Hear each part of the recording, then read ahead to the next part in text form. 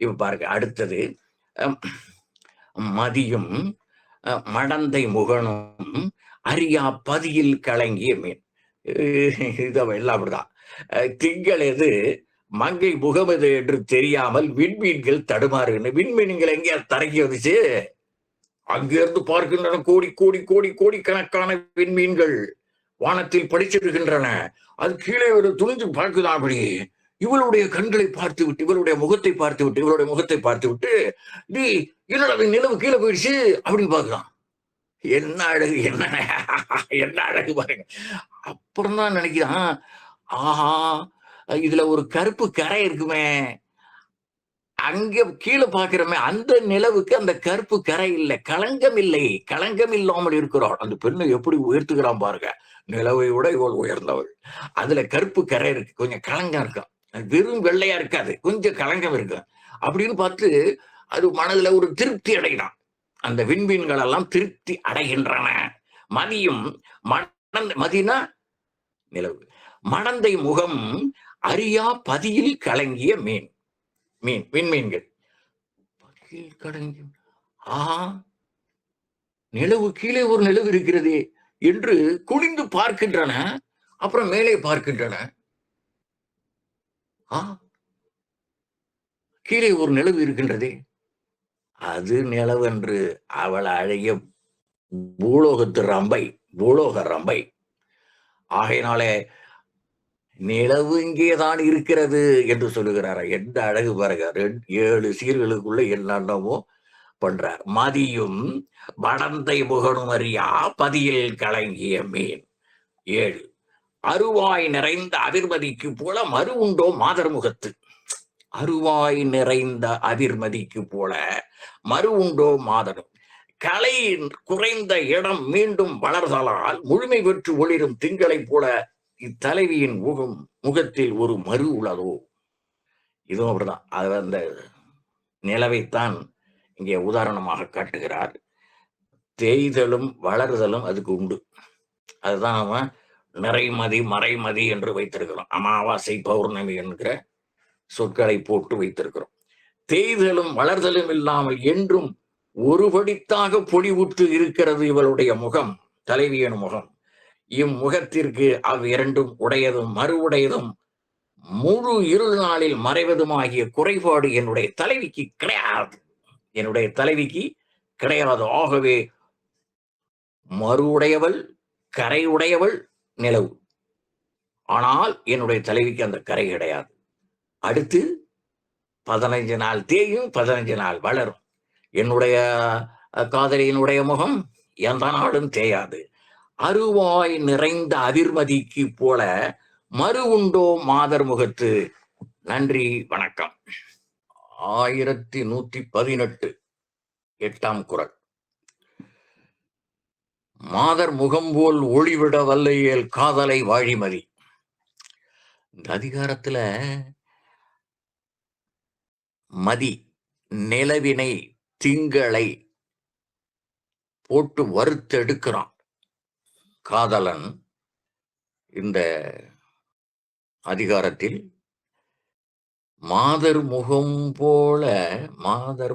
போல் ஒளிவிட வல்லையேல் காதலை வாழிமதி.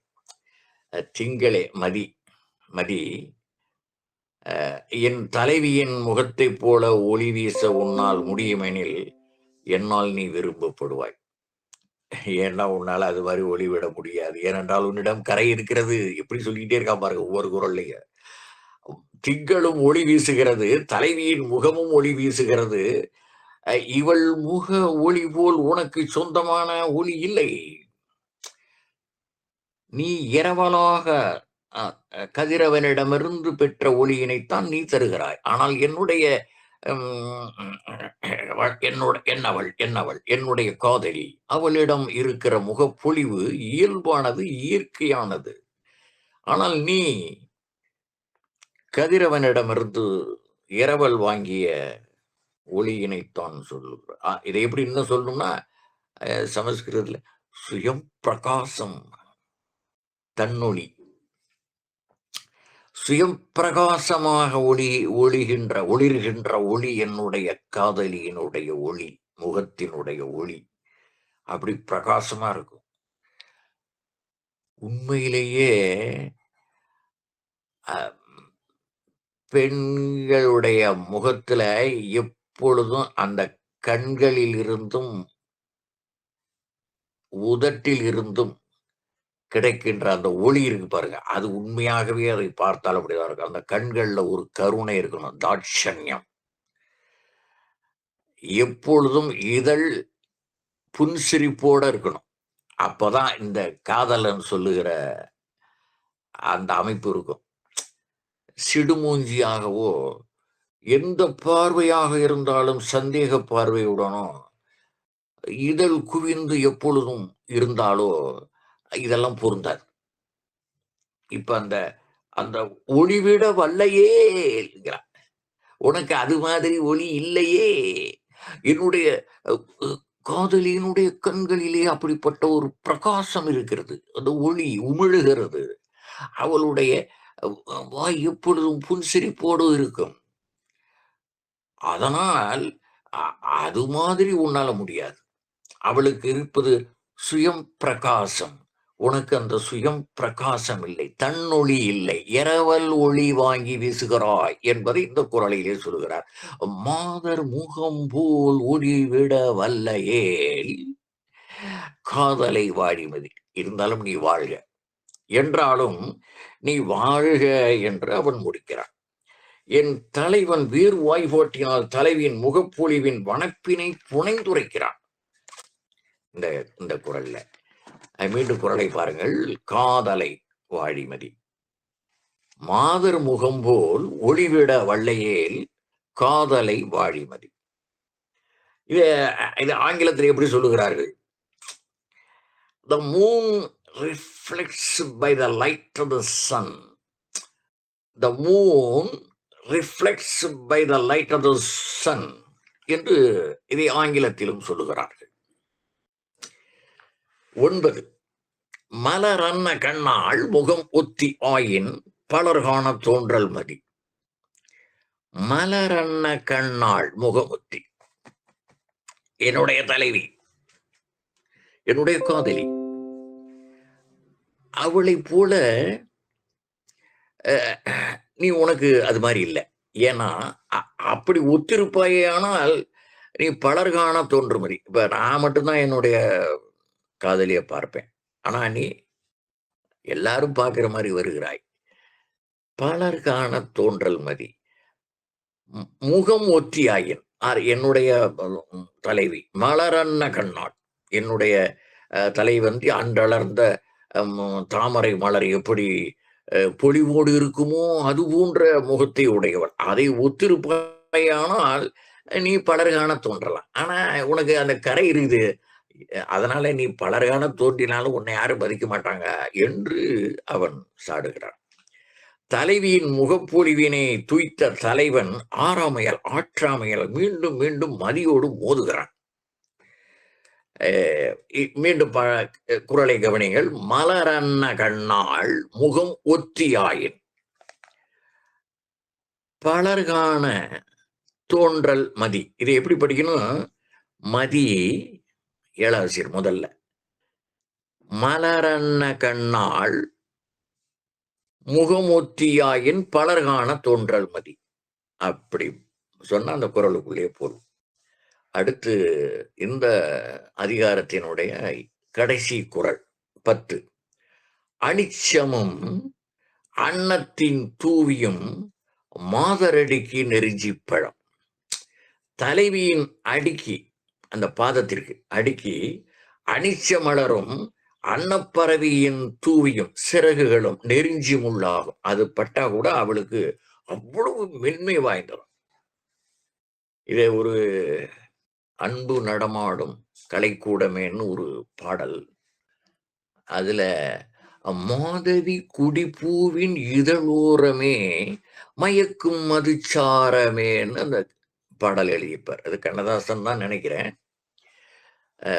மாதவி குடிப்பூவின் இதழோரமே மயக்கும் மதுச்சாரமே. அந்த மென்மை எப்படி இருக்கு பாருங்க. மாதவி குடிக்கிறது அநேகமா அந்த நனிச்ச பூவாகத்தான் இருக்கும் என்று நான் கருதுகிறேன். இதுல பார்க்கணும் நீங்க. அந்த எனக்கு அதெல்லாம் அந்த மாதிரி தொழில்நுட்பம் இல்லாதனால அதை பார்க்க முடியவில்லை. நீங்க அதுல பார்த்தீங்கன்னா தெரியும். இதுவும் அதுவும் ஒண்ணுதானான்னு. இப்ப அதுல என்ன சொல்லுகிறான், இந்த பூவானது மரத்தில் பூக்கும் பொடி அன்று, செடியில் பூக்கும் பூவன்று, கொடியில் பூக்கிற பூ. அந்த கொடியில் பூக்கிற அந்த மாதவி கொடியில் பூக்கிற அது மாதவி கொடியே மிகவும் மென்மையான கொடி. அந்த மாதவி கொடியிலே பூக்கிற அந்த மாதவி பூ, அதனுடைய இதழ் மென்மையானது. அந்த இதழுடைய மென்மையின் ஓரமும் அதைவிட மென்மையானது. எப்படி இப்ப இந்த கவிஞன் எங்க கொண்டு போறான் பாருங்க. அவ்வளவு மென்மையான அந்த பெண்ணை பார்க்கிற போது இவனுக்கு மயக்கும் மதுச்சாரமாக தெரிகிறதாம். அந்த பூவிலிருந்து கிடைக்கின்ற அந்த மது. நம்ம வேற மதுவுக்கு போக வேண்டாம். அந்த மயக்கும் மதுச்சாரமே என்று சொல்கிற மாதவி கொடி பூவின் இதழ் ஓரமே மயக்கும் மதுச்சாரமே என்று அப்படி இவளுடைய பாதம் இந்த குரல்ல என்ன சொல்லுகிறார், அவருடைய அடிப்பகுதி கால் பாதம் அது அனிச்சம். அந்த அனிச்ச மலர் மிக மென்மையான மலராகிய அனிச்ச மலரும் அன்னத்தின் சிறகுகள் மாதரடிக்கு நெருஞ்சி படம். அந்த நெருஞ்சி பூ குத்துற மாதிரி இருக்குமா, அவ்வளவு மென்மையான பாதம் என்று அந்த நலம் புனைந்த முதல் நாள் சொன்ன பாருங்க, பொய்யிலே பிறந்து பொய்யிலே வளர்ந்த புலவர் வருமாறு. அது மாதிரி இந்த கற்பனை பொய் கலந்தாதான் அதுக்கு கற்பனைன்னு பேரு.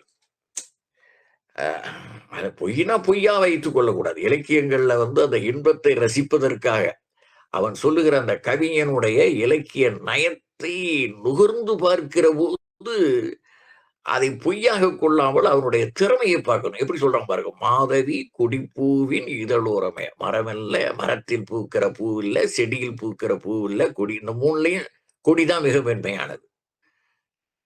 செடியை விட மரத்தை விட கொடி மிக மென்மையானது. அந்த கொடியில் பூக்கிற மலர், அந்த மலர்லையும் இதழ்லையும் ஓரம், அவ்வளவு மென்மையானது. அதைவிட மென்மையானது இவருடைய அடி பாதம் என்று வர்ணிக்கிறான். இதான் நலம் புனைந்துரைத்தல். என்ன அழகு, என்ன அழகு. தலைவியின் அடி மென்மைமிக்கதால் அவை அவள் அடிக்கு நெருஞ்சி முள் வருத்தம் போல செய்யும். நெருஞ்சி முள் குத்துற மாதிரி இருக்குமா அதுவே. களவியல் வாழ்வின் கடைசி காட்சிகள். களவியல் வாழ்வினுடைய கடைசி காட்சிகள். அப்புறம் திருமணம் செய்து கொண்டு இல்லறத்திற்கு போக போகிறார்கள். அந்த கடைசி காட்சிகள்ல உடன்போக்கு. இது ஒண்ணும் நடக்கலன்னு வச்சுக்கோங்க. உடன்போக்கு. இதற்கு 2 வீட்லயும் எதிர்ப்பு இருந்தா தோழி உதவி செய்வாள்.